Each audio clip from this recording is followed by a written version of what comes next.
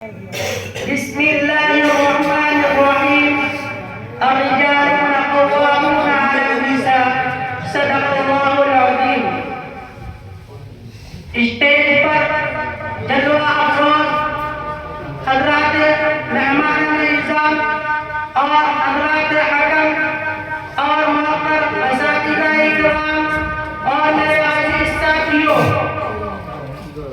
एक वो दौर था जब लड़कियों की पैदाइश को मौजिबे जिल्लत समझा जाता था, उनके वजूद को बाइसे नंगोआर समझा जाता था। इसी वजह से लड़कियों के पैदा होते ही उन्हें जिंदा दरकार कर दिया जाता था। लड़कियां इंसान नहीं, हैवान तस्वुर की जाती थी। लड़कियों के लिए माशरे में कोई जगह खाली नहीं थी। लड़कियों के लिए माशरे में कोई जगह खाली नहीं थी। ससुराली रिश्ते दलील समझे जाते थे।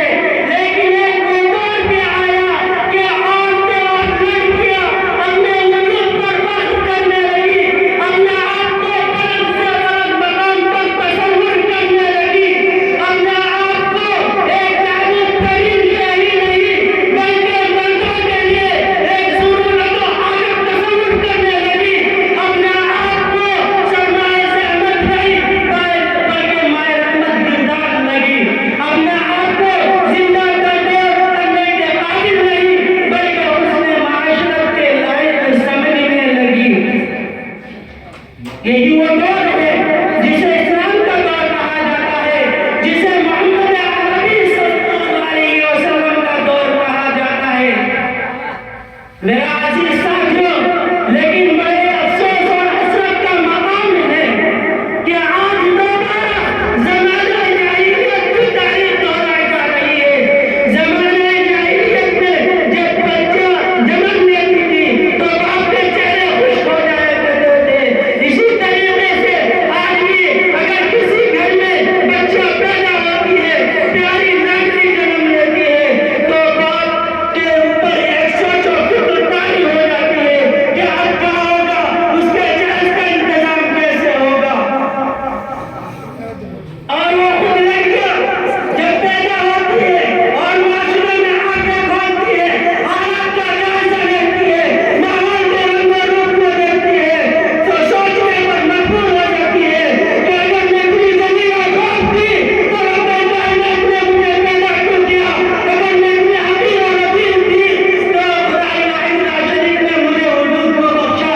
अगर मैं बाइसों नज़ारात थी तो मालिकुल मुल्क ने मुझे मालिकुल अम्र व सना ने मुझे दुनिया में क्यों भेजा। अगर मैं वालिदैन के लिए बोझ थी तो मेरा जन्म क्यों हुआ। अगर मैं जला देने और जिंदा नज़र आतिश कर देने के काबिल थी तो मुझे जिंदगी क्यों बख्शी गई। बेचारी सोचती रह जाती है, एक काश में मिट्टी होती, एक काश में हवा होती, एक काश में पानी होती, एक काश में रोज़ा और ज़र्रा होती कि इंसानुल हालत मुझको और मेरे वालिदैन को देखने ना पड़ते। अल्लाह तबारक व तआला कुरान पाक के अंदर इरशाद फरमाता है, वइज़ल मौऊदतु सुइलत बिअय्यि ज़ंबिन क़ुतिलत।